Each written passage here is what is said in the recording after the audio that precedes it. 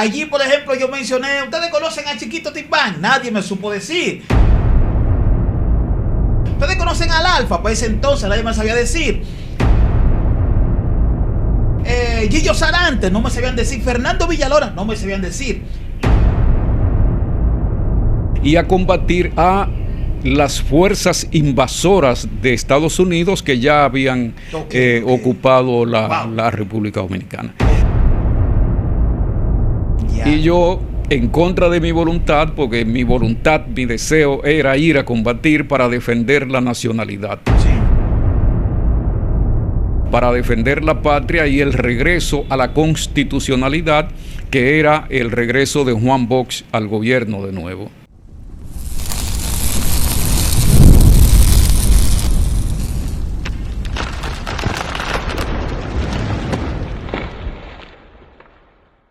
Hola, muy buenas, mi gente, esto es Gran Dominicano. Suscríbase, es totalmente gratis, contenido totalmente variado. En este momento me encuentro al sur de la República Dominicana, en los estudios de lo que son las Calientes del Sur.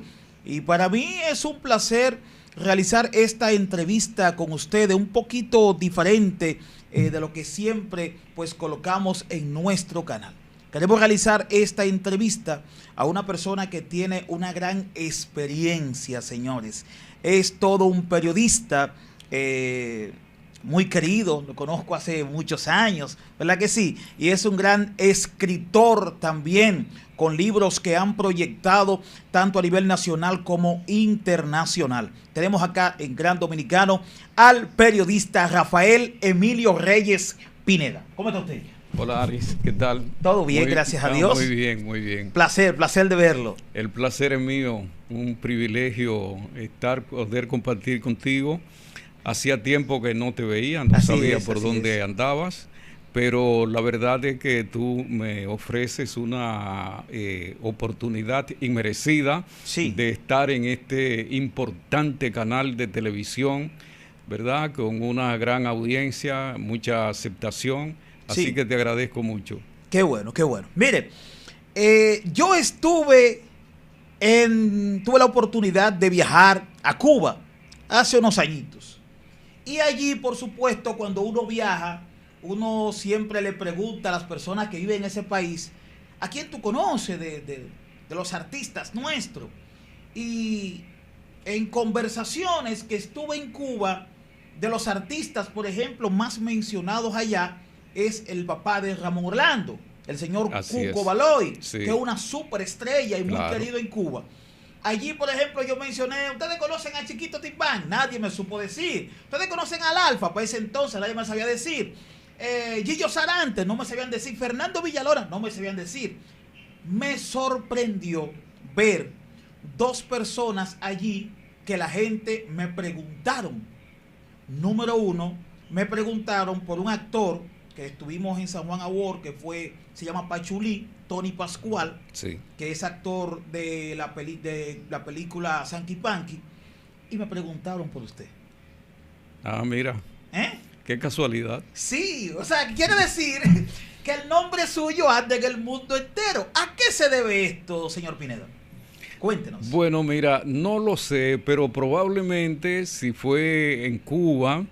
Yo he estado muchas veces en Cuba, además yo estuve allí, estudié allí en un instituto de ciencias sociales, estuve 2 años y después viajé continuamente a Cuba, ¿verdad? Después que regresé de Cuba a final de los años 70, ya en los años 80, estuve regresando continuamente, tanto a su capital, a La Habana, como a Santiago de Cuba, por diferentes razones, porque es un país que me gusta, porque dejé allá muchas amistades, muchos amigos, mucha gente querida, porque estuve muy vinculado con la literatura cubana, con los literatos, con la intelectualidad de Cuba, con los poetas y con los artistas en sentido general, porque mi vida ha estado muy vinculada al arte. Al arte. Yo tuve un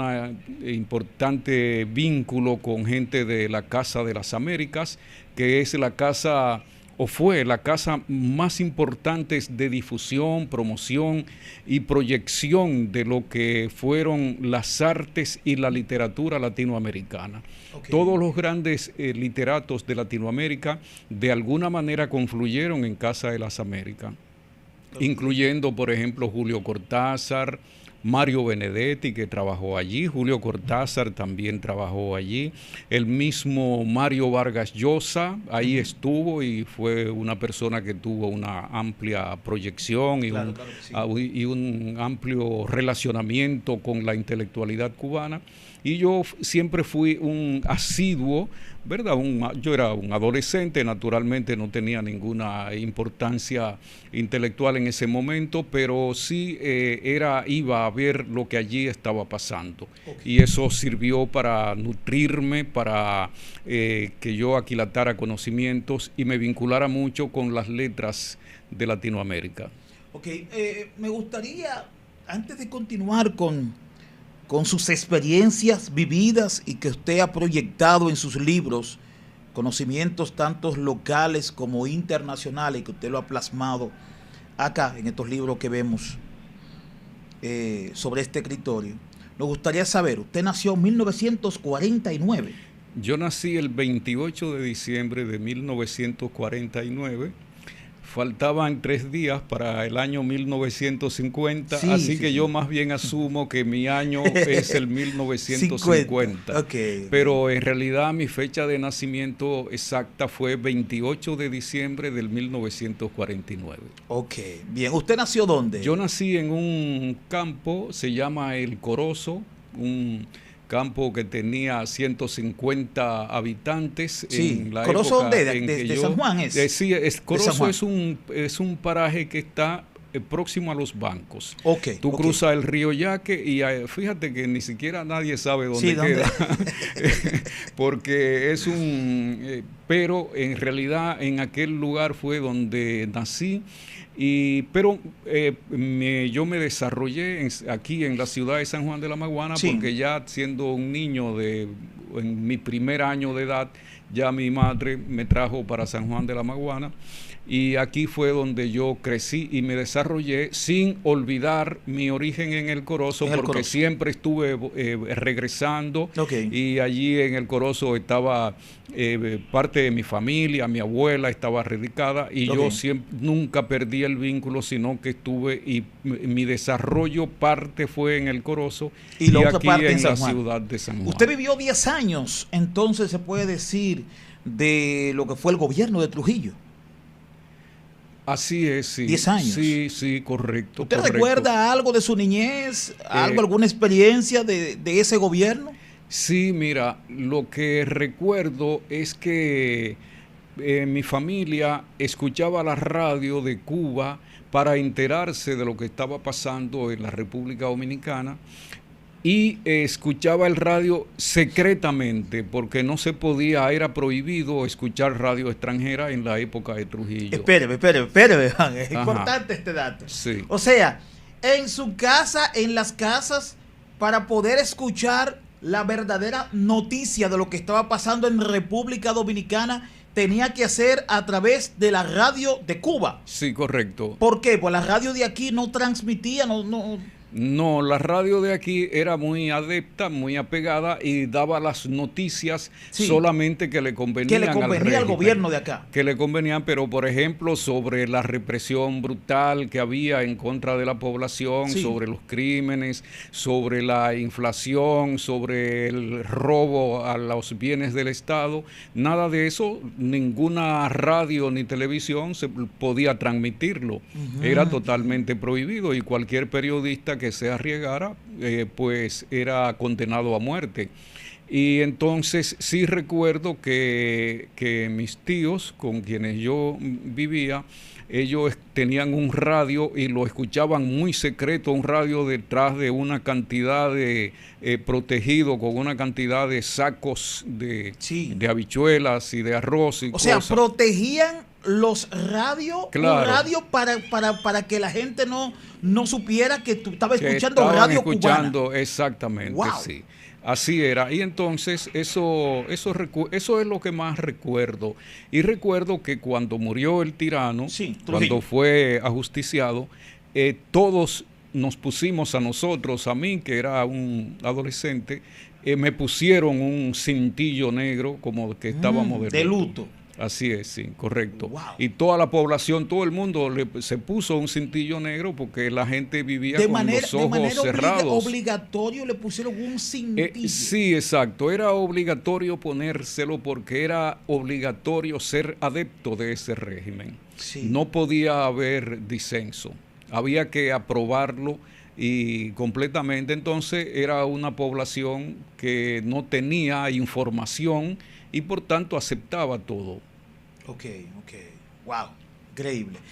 Llega el 1965, pasa una revolución acá, usted era muy joven, para ese entonces tenía ¿cuánto? ¿15 años? Sí, no había cumplido 16 años, tenía 16. 15 años. Sí. ¿Usted recuerda la radio, los medios, lo que pasó cuando inició, se puede llamar esto, la revolución del 65? Sí, completamente. ¿Qué usted recuerda? Lo recuerdo perfectamente. Mira, realmente recuerdo los discursos de José Francisco Peña Gómez, sí, y el discurso que él hizo llamando al pueblo a salir a las calles. Que para ese entonces Peña Gómez era locutor.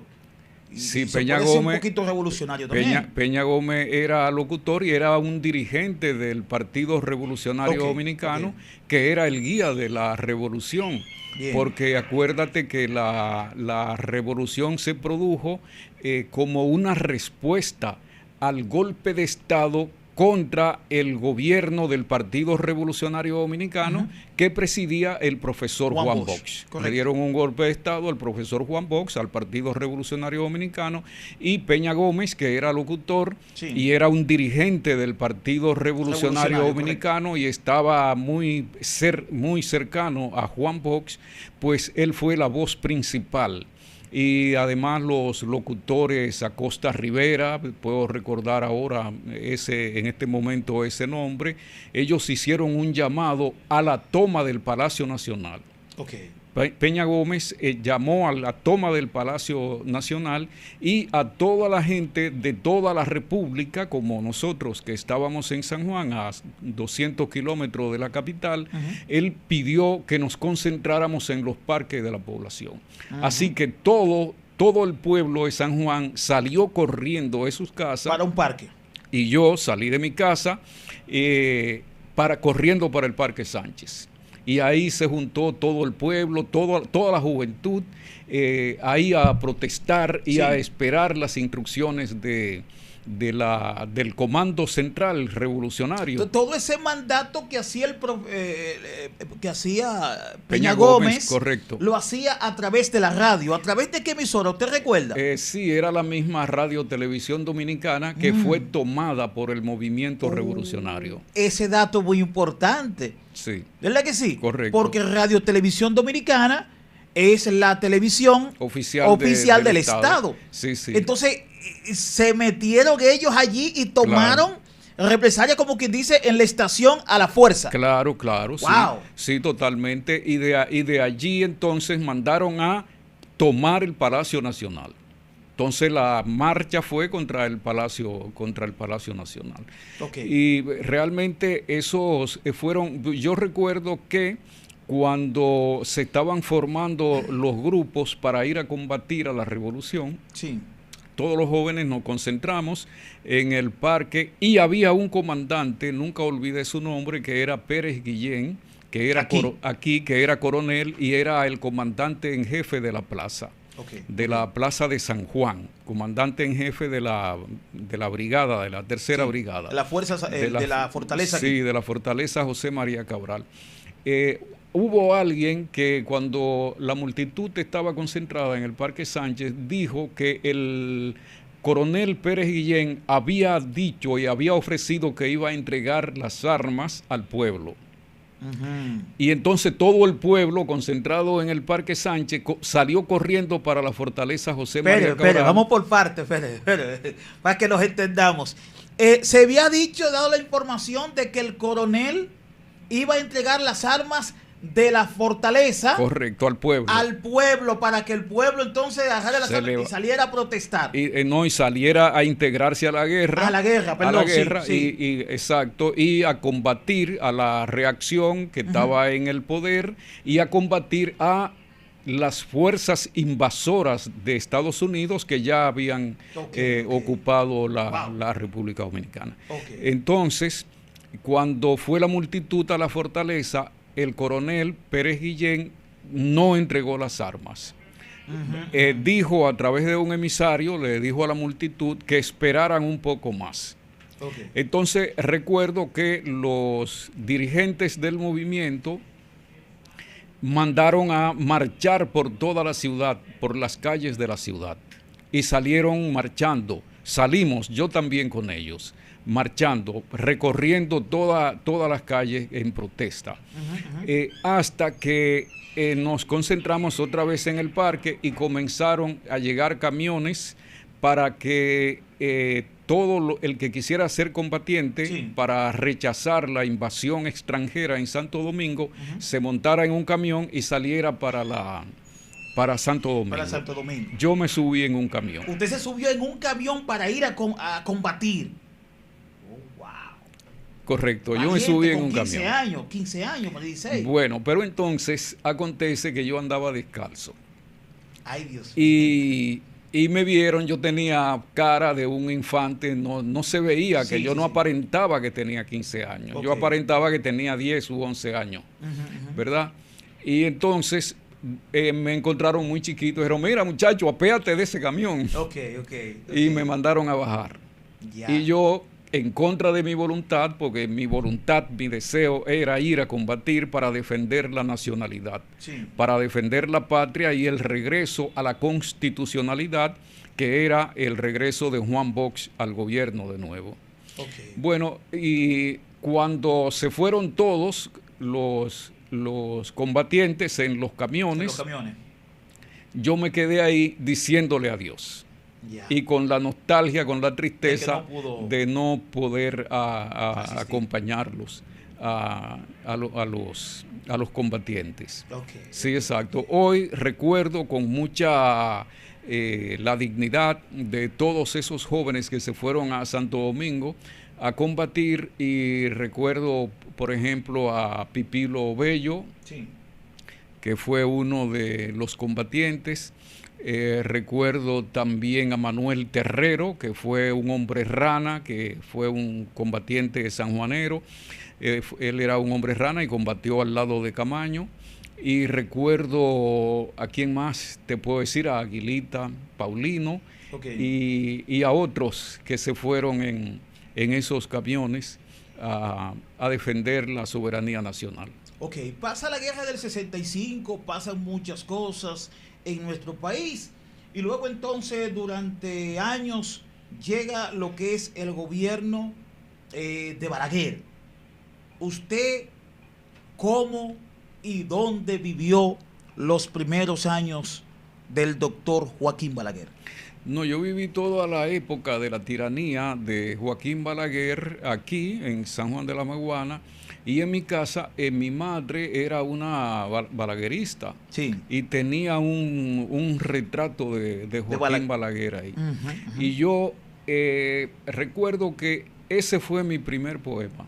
Yo escribí un poema contra Joaquín Balaguer. Contra, sí. Yo veía el retrato en mi casa y no me gustaba verlo, y yo le escribí un poema en contra, considerándolo un tirano, porque eso fue Joaquín Balaguer. O sea, Joaquín Balaguer nunca ganó unas elecciones. ¿Y cómo usted vivía entonces en su casa? O sea, con su madre, que era balaguerista, de estos balagueristas de aquellos años, que amaban a Balaguer, que apostaban a Balaguer, que para ellos solamente existían dos, Dios y Balaguer. ¿Y cómo usted entonces vivía en familia cuando usted ya desde los 15 años, por las acciones, se sentía quizá un hombre revolucionario. Correcto.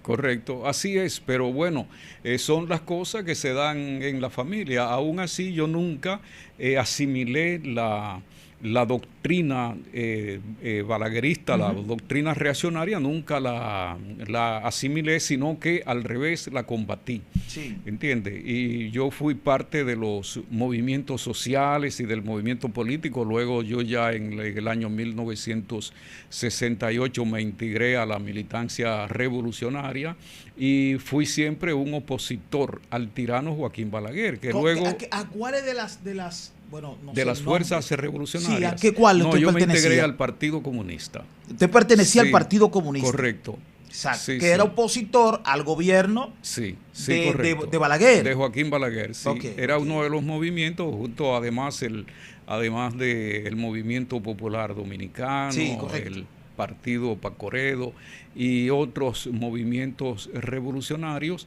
que combatían la dictadura balaguerista. En algún momento, señor Pineda, ¿hubo alguna represión para el grupo suyo? ¿Para usted llegó a caer preso, llegó a ser maltratado, como cuentan muchos de esa época que eran revolucionarios?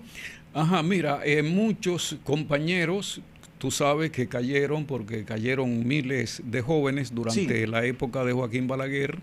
En lo personal, no fui a la cárcel balaguerista, más que en una ocasión que llegué a la cárcel no por mi militancia política, sino por mi accionar en la cultura. En un momento yo que trabajaba con los clubes culturales y me preparaba y daba charlas sobre poética y sobre literatura y organizaba Cineforum. Yo organicé un Cineforum en el Cine Antonieta. El señor que era la propiedad del... Es bueno saber, ¿qué es un Cineforum? Sí, correcto. ¿Qué era un Cineforum? Bueno, es la exhibición de la película, se exhibe una película y luego se hace un foro sobre el contenido de la película. Es decir, se arma un debate. Un debate. ¿Verdad? Se presenta la película y luego se debate sobre lo que pasó allí. Se debate de qué trata la película, cuál es su argumento, cuáles son sus técnicas, quién es el director. En Cuba se utiliza mucho ese tipo de... Correcto, sí, en el mundo entero. Y aquí en República Dominicana en esos años también. Yo organicé un cineforum, recuerdo que la película se llamaba Leo Dalach. Era una película inglesa de un director apellido Forman. De Forman, la traducción de la película al español era Príncipe sin Palacio. Bueno, yo recuerdo que cuando iba a entrar al cine tenía un libro, porque ¿qué acontece? Que eran años donde se prohibía la lectura y se prohibía andar con libros.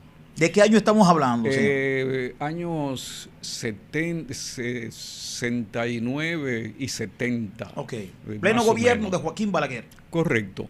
Entonces, yo tenía un libro cuando entré al Cineforum, y era un libro sobre arte y literatura, pero era escrito por Mao Zedong. Entonces, el libro tenía en la portada la fotografía de Mao Zedong. Cuando iba entrando al cine, había un calié.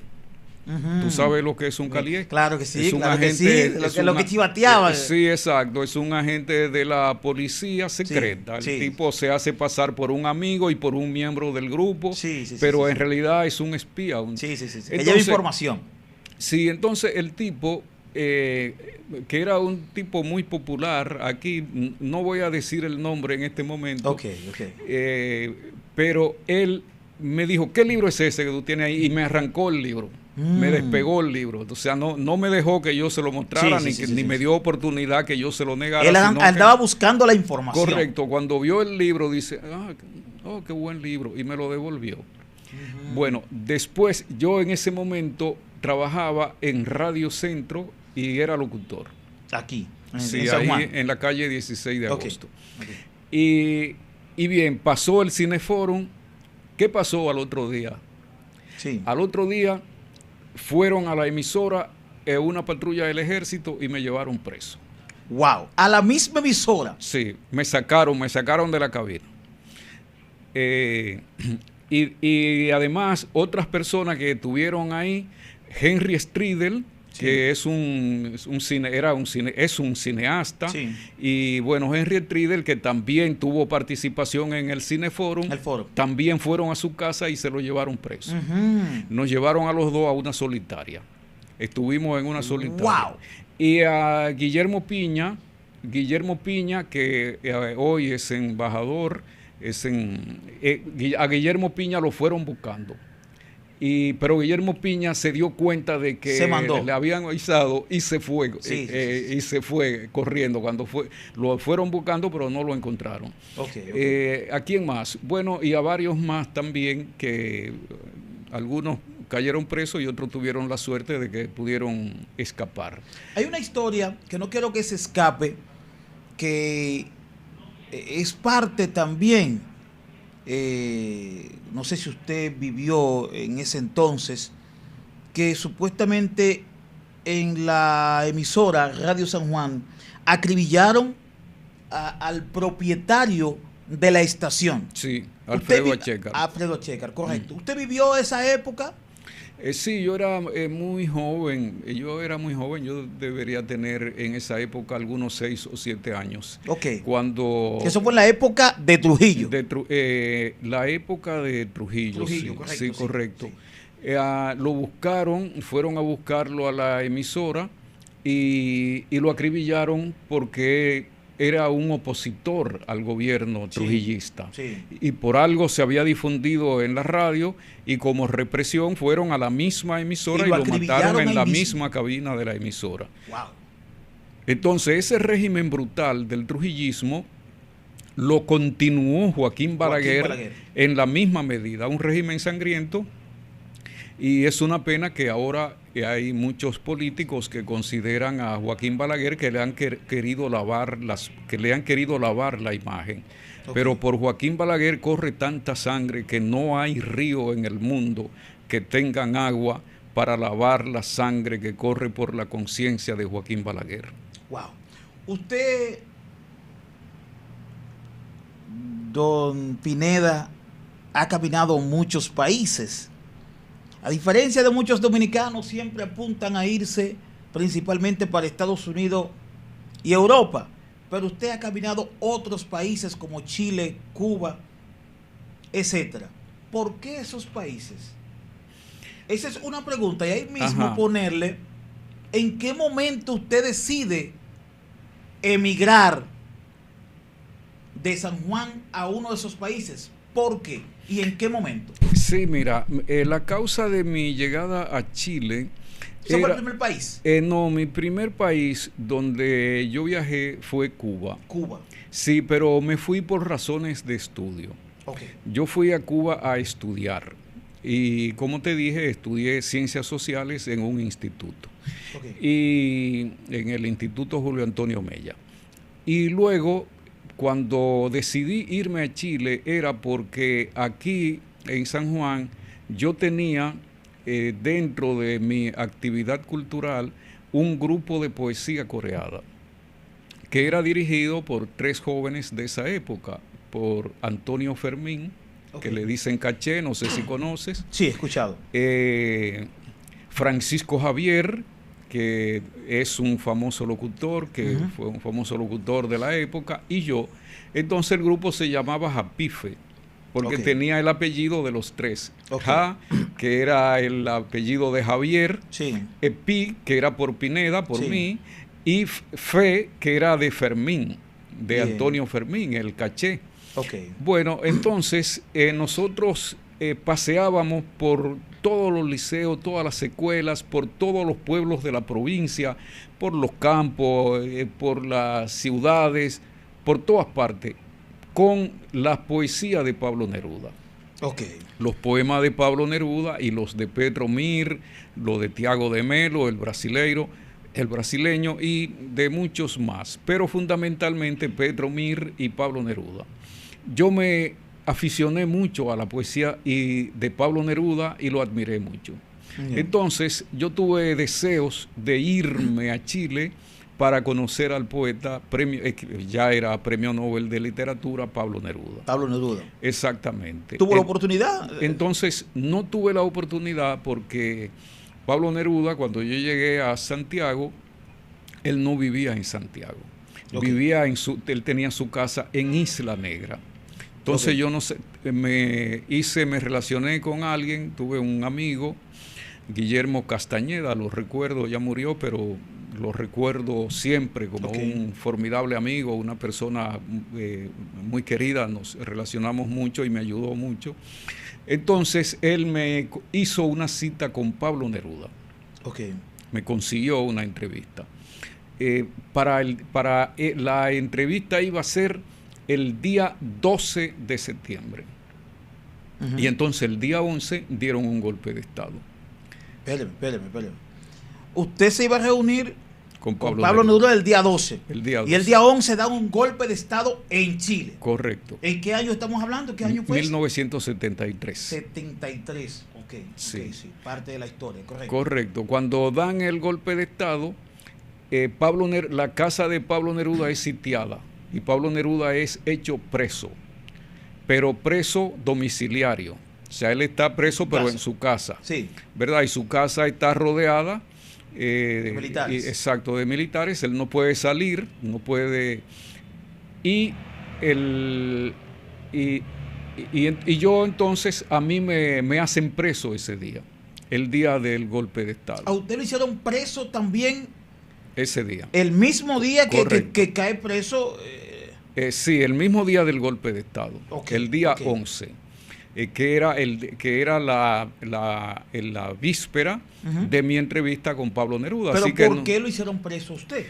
Porque yo era extranjero y la política del régimen golpista era que todos los extranjeros tenían que ser apresados en Chile. Y yo era parte de un grupo de 11,000 extranjeros que estuvieron presos en Chile. ¡Wow! 11,000 extranjeros. Todos fuimos llevados a un estadio. ¿Ve? ¿A un estadio? A un estadio, sí. Okay. Y ahí en un estadio donde habían cerca de 70,000 prisioneros, del estadio full, gente presa. ¡Wow! Bueno, entonces, esa fue ahí yo estuve preso entonces con el que fue asistente y chofer de Pablo Neruda. Entonces conocí al asistente y chofer de Pablo Neruda. ¿Y qué tiempo entonces usted duró preso? 4 meses. En Chile. Sí. 4 meses. Correcto. Así es. Pero preso en Chile en el mismo estadio. No. ¿O hubieron diferentes etapas? Sí, no, en varios lugares, no solamente en el mismo estadio. Estuve en varios estadios. Primero estuve en un regimiento. Pero discúlpeme, no eran cárceles en sí que estaban hechas. No eran cárceles. No, eran establecimientos. Establecimientos que lo convertían en cárceles. Correcto. Ya. Así es. Excepto mi última prisión, que fue en la penitenciaría. Esa sí ya era una cárcel, una penitenciaría. La penitenciaría de Santiago. Por los mismos cargos de ser sí, de ser extranjero. Extranjero. Exactamente. Wow. Así es. Usted todas esas vivencias, imagino que la tiene plasmada en Así, en libro. Ese libro yo publiqué. Si podemos darle un poquitico acá, por favor, camarógrafo estrella. Este libro que se puede conseguir en todas las tiendas, ¿verdad que sí? Sí, se puede conseguir aquí en la librería Manantial. Exactamente. Este libro, ya puede quitarlo. Diario de una prisión en Chile. Diario de una prisión en Chile. Entonces, aquí usted tiene todas esas vivencias de esos 4 meses, se puede decir, de las cosas principales que le pasaron. Correcto. Una cosa que repercutió en mi contra es que cuando me apresaron yo tenía libros y eran libros de Pablo Neruda. Sí. Entonces, a Pablo Neruda era un objetivo del régimen militar. Vamos por partes, espérese. Cuando usted van a apresarlo, usted anda con libros de Pablo Neruda encima. Correcto, así es. ¿Y eso era un delito en Chile? Ese era un delito, sí. ¿Era un delito en Chile andar con libros de Pablo Neruda? Sí, exacto. Sí. ¡Wow! estaba prohibida la literatura de Pablo Neruda. De Pablo Neruda en Chile. Sí, exacto. Y Pablo Neruda era un objetivo. Tanto que, fíjate que terminaron matándolo. Él estaba prisionero en su casa, y luego le buscaron una forma de matarlo sin que dejaran prueba, porque fue por envenenamiento. Wow. Fue por envenenamiento que lo mataron. Y entonces eso repercutió en mi contra, el hecho de que yo tuviera libros de Pablo Neruda, que era un arma peligrosa. O sea, era un libro de Pablo Neruda era como un arma mortífera para la dictadura.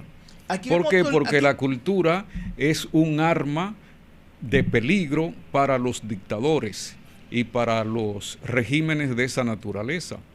Recuérdate que en la Segunda Guerra Mundial, uno de los el asistente de comunicación de Adolfo Hitler, era el que se llamaba Joseph Goebbels. Sí. Y la frase favorita de Goebbels era: cuando me hablan de cultura, saco mi pistola.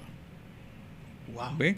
O sea, la cultura, ¿por qué? Porque la cultura es un arma de instrucción, que instruye, que libera a las personas. Que dirige. Sí, correcto, que las personas se liberan, se hacen libres, y entonces no pueden ser, que era lo que pasaba cuando, yo te digo, la época en que mataron a Trujillo, en que lo ajusticiaron.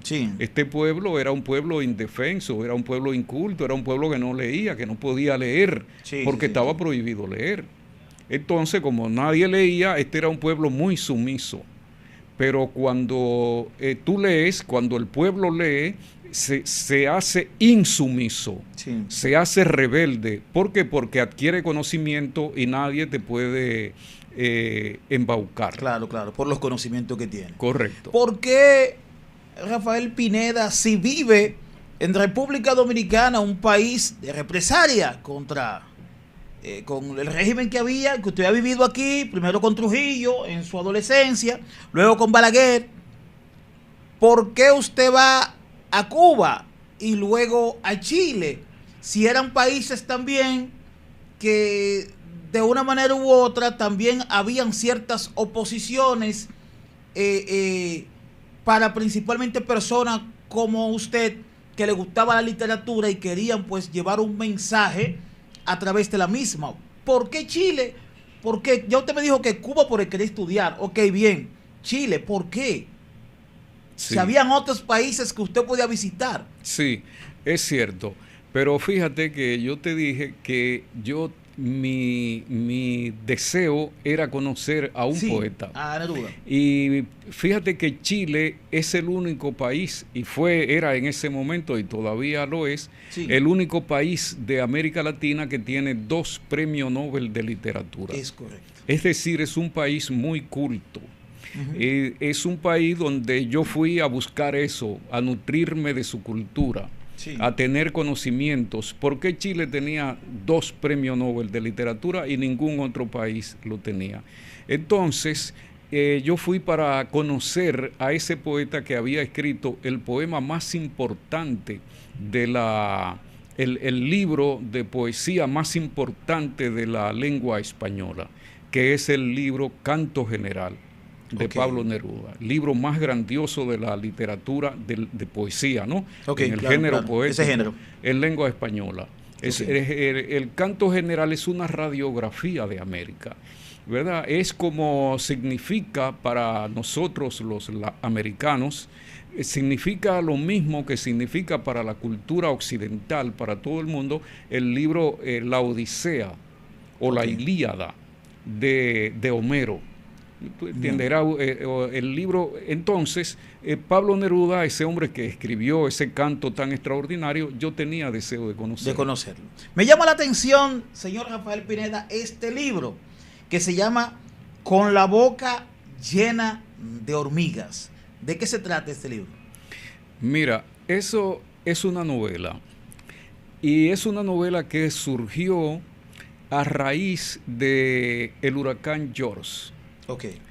¿Qué pasó en el huracán George? Cuando la Mesopotamia fue arrasada, que tú recordarás. Claro, San Juan. cuando el huracán pasó y nosotros pudimos salir a la calle, yo me fui corriendo para la Mesopotamia. Todavía no podíamos pasar el río, sí, pero yo me paré de este lado, del lado de la Monseñor de Meriño, por ahí, sí, a mirar hacia la Mesopotamia. Todo estaba cubierto de agua. Y cuando yo miré, vi allá arriba, en una mata de coco, a un señor, a un hombre.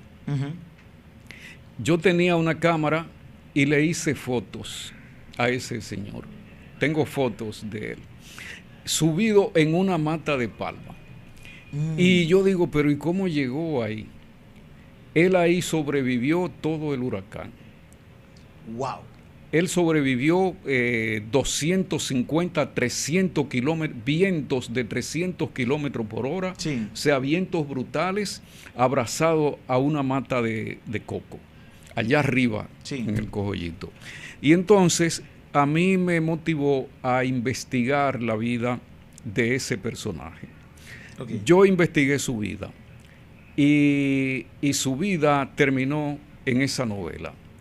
Esa novela es una radiografía del discurrir social, histórico, político, económico de San Juan de la Maguana desde los años 50, que son los años en que yo nací, sí, hasta los años 80, el huracán, ahora no recuerdo la fecha, fue 98. Correcto, hasta el año 98. ¿Qué estaba pasando en San Juan de la Maguana desde eso, durante todos esos años? Okay. Ahí hay una radiografía de todo. Ahí tú te encuentras con los personajes fundamentales de la historia y de la vida cultural, política y social y económica, como Pedro J. Jaime, aquel que le decían Pedro. Está retratado allí en aquella novela, en esta novela, con la boca llena de hormigas, y ese personaje que fue el protagonista, sí, que fue un luchador social y que murió atacado por personas que nunca se supo quiénes eran, porque aquí ocurren crímenes y no hay una investigación profunda, sí, luego no se conoce quién lo mató.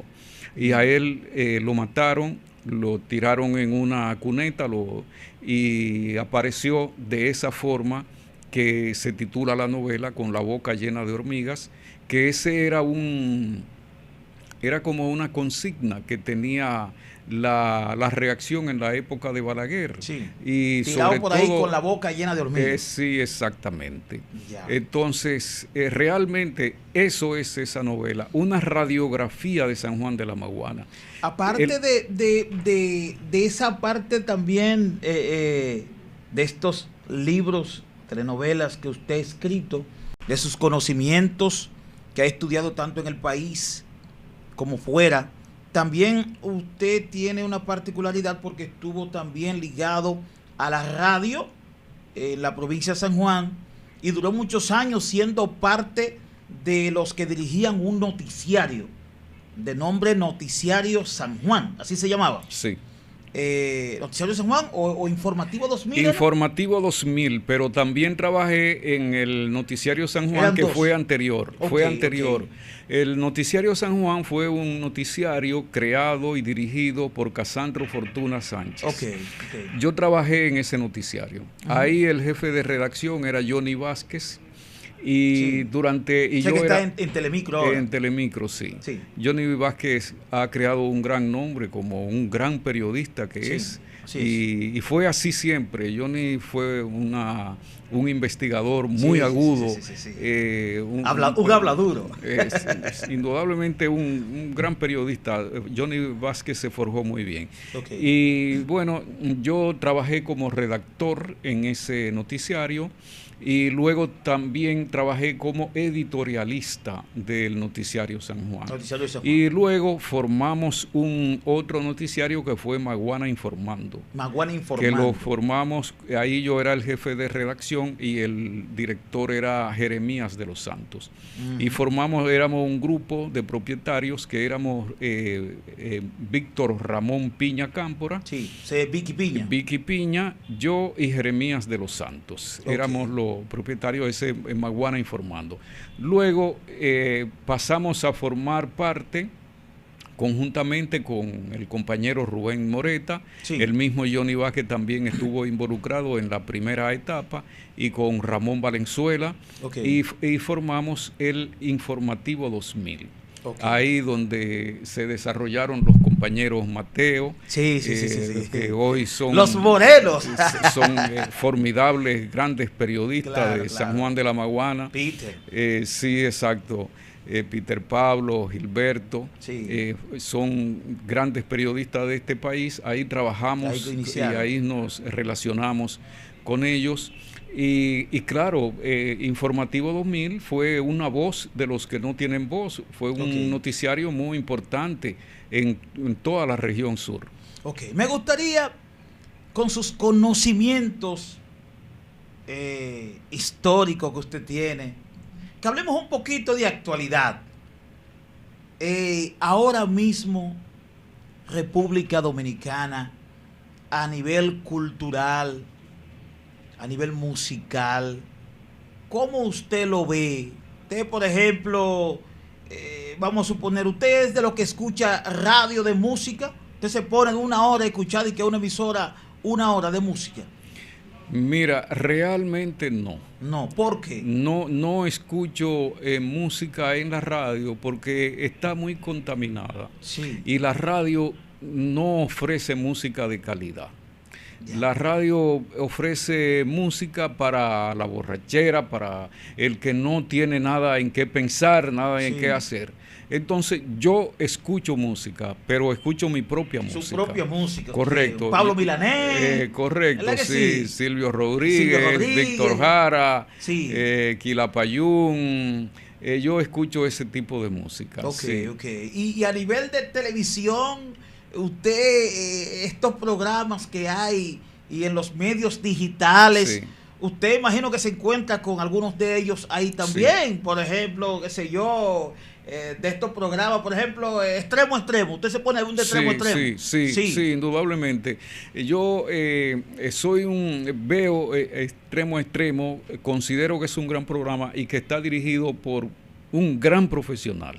Sí. ¿Ves? Entonces, ahí hay un personal de muy alto nivel. Sí. Y aunque es un programa que también es para el entretenimiento, para la cosa, pero tiene de todo. Sí, también tiene contenido de fondo, tiene análisis profundo. Y además ahí hay un profesional único en este país que es Michael Miguel. Sí, claro. O sea que hay que quitarse el sombrero ante sus calidades como profesional de la comunicación. Y de los merengueros, por y ejemplo. Ahí está Johnny Vázquez también. Johnny también, sí, muy bueno. Y de los merengueros dominicanos, usted se escucha alguno, qué sé yo, un Toño, Rosario, los hermanos Rosario, Ruby Pérez. Sí, claro. Claro, los escucho, sí, porque ellos ofrecen muy buena música. Yo los escucho todo y son artistas que yo escuché desde mi época y son buenos. Yo escucho esa música y la disfruto mucho. De 1950 al 2024, fecha en que estamos, me gustaría que usted nombrara 5 políticos que para usted son 5 líderes que usted puede decir, esos 5 políticos hicieron aportes a la República Dominicana, y 5 que usted entienda que lo que hicieron fue retroceder al país. 5 buenos primero. Ajá. Bueno, mira, yo te puedo citar a Juan Bosch. Juan Bosch. Que es el número 1 y es la estrella de la política latinoamericana. Bien. Juan Bosch es una el que hizo los mejores aportes para que este país despertara del letargo y del sueño trujillista fue Juan Bosch. Ese es el número uno. Es el número uno. Otro, ¿usted cree que hizo grandes aportes? José Francisco Peña Gómez fue también un líder muy importante para este país, al cual honro realmente, como pienso que es José Francisco Peña Gómez honra la memoria de este país. Bien, vamos dos. Te puedo citar esos dos. Te puedo citar a Leonel Fernández, que es un líder importante y que realmente puso un grano de arena fundamental para la evolución de este país. Es correcto. Y la tecnología también. Para la modernidad que hoy se está viviendo, quien la introdujo en este país fue Leonel Fernández y quien abrió el campo de relacionamiento internacional. Es correcto. Fue Leonel Fernández. 3, nos faltan 2. Tú me pides 5, yo de ese nivel, de ese nivel estaría en esos 3, pero te puedo mencionar otros muchos, y ahora no me llegan otros, pero seguro que están ahí, que están, pero fundamentalmente esos 3. Vamos por esos 3, y entonces vamos a mencionar 5 que usted entienda que no hicieron ningún aporte, 5 que no sirven. Ajá, 5 o que malos, no sirvieron en este país. 5 que le hicieron mucho daño a este país. Correcto. No es que no hicieron ningún aporte, porque todos hicieron aporte. Todo el que pasó por ahí hizo aporte. Pero que hicieron daño. Por ejemplo, Trujillo introdujo la organización política de este país. Trujillo creó las instituciones, pero Trujillo es la peor lacra como gobernante, fue un tirano, ¿verdad? Y además seguido por otro tirano, otro que siguió su ejemplo y que fue parte del régimen de Trujillo, fue Joaquín Balaguer. Son los 2 más malos. Después, en esa dirección, los otros, que te puedo mencionar algunos, que gobernantes, pero no fueron tan malos como Balaguer y Trujillo, pero tampoco fueron buenos. Jorge Blanco no fue buen presidente en este país. Jorge Blanco, Hipólito Mejía tampoco.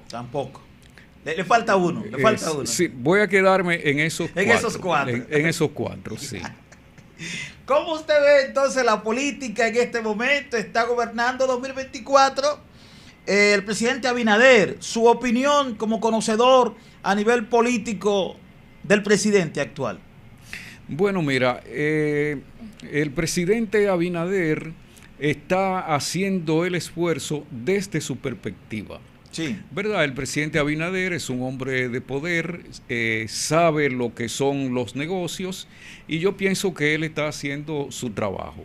Ahora mismo, en cuanto a la política internacional, su ejercicio y su última decisión me parece muy afortunada, que es la decisión de deportar a 10,000 haitianos ilegales de la República.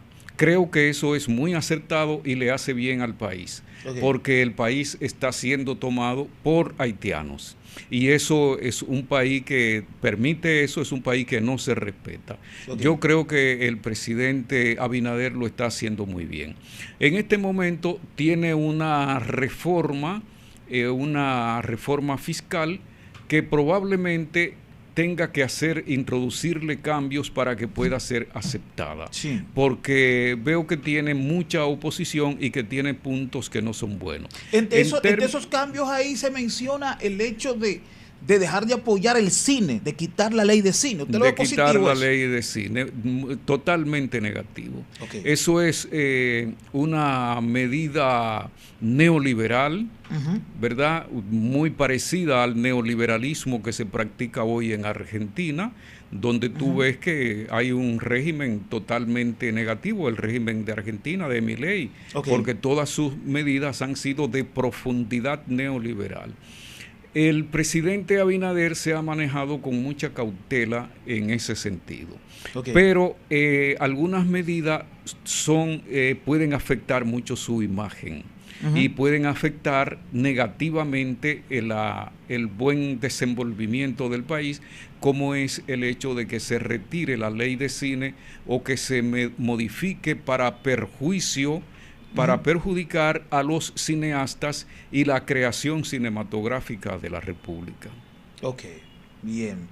A su pueblo, San Juan de la Maguana, para usted, el político en la historia que mayor aporte ha hecho a la provincia. El político en la historia que mayor aporte le ha hecho a la provincia. Hay muchos ahí, porque hasta presidente ha tenido la provincia de San Juan. Ajá, exacto. Pero el que menos aportó fue el sanjuanero. Sí, fue el que menos aportó. ¿Usted está diciendo entonces que Danilo Medina no hizo aporte a la provincia de San Juan? No, mira, los aportes, quien más se concentró en San Juan de la Maguana fue Leonel Fernández. Y a través de Leonel Fernández, el ejecutor de la política leonelista fue Félix Bautista. ¿Usted cree que Félix Bautista ha sido el que mayor aporte entonces como ejecutor de la política de Leonel Fernández? Sí, porque Félix Bautista hizo mucho. Una de las obras fundamentales a la que Félix Bautista le puso mucha atención fue el recinto San Juan de la Universidad Autónoma de Santo Domingo. Es correcto. Eso él lo construyó por una acción de un grupo de sanjuaneros entre las que yo me encontraba, entre ese núcleo de sanjuaneros que propició la creación de ese centro universitario, encabezado por un hombre inolvidable, un gran sanjuanero y un profesional de los mejores que ha tenido este país, que fue Sinesio Ramírez. Y realmente todo lo que, cuando tú caminas por ahí, obras que incluso se le atribuyen a Janoy Sánchez las hizo contratada por Félix Bautista. ¿Entiendes? Contratada por Félix Bautista y por la oficina que él dirigió. Es decir, que yo creo que Félix Bautista nunca le dio la espalda. Él siempre propició grandes obras para San Juan. Ok. 8 libros yo veo acá. ¿Usted tiene más libros? Sí, yo más tengo novelas? 12 libros publicados. 12 libros. Sí, exacto. Ahí faltan 4 libros de mi autoría. Usted tiene 12. Sí. 12 libros, entre ellos novelas. Ha caminado muchísimos países. Gran escritor, comunicador. ¿Qué le falta a Rafael Emilio Reyes Pineda por hacer? Bueno, realmente hacerle aportes a mi pueblo y a mi país. Yo creo que mi país necesita superar muchas cosas y cada dominicano debemos poner nuestro granito de arena.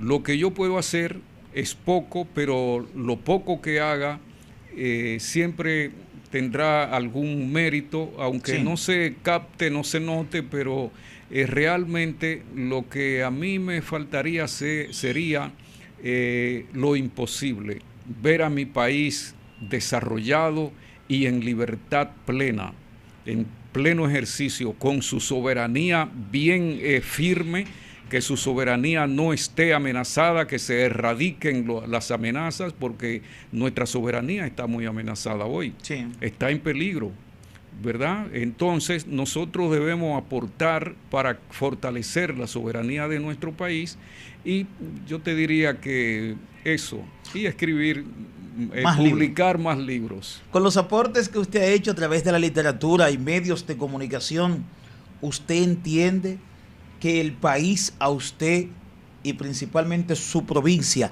le ha premiado? Yo creo que sí, porque el premio en realidad es el reconocimiento que te da la gente cuando lee tu libro, cuando lee lo que yo he publicado, cuando lee lo que yo escribo.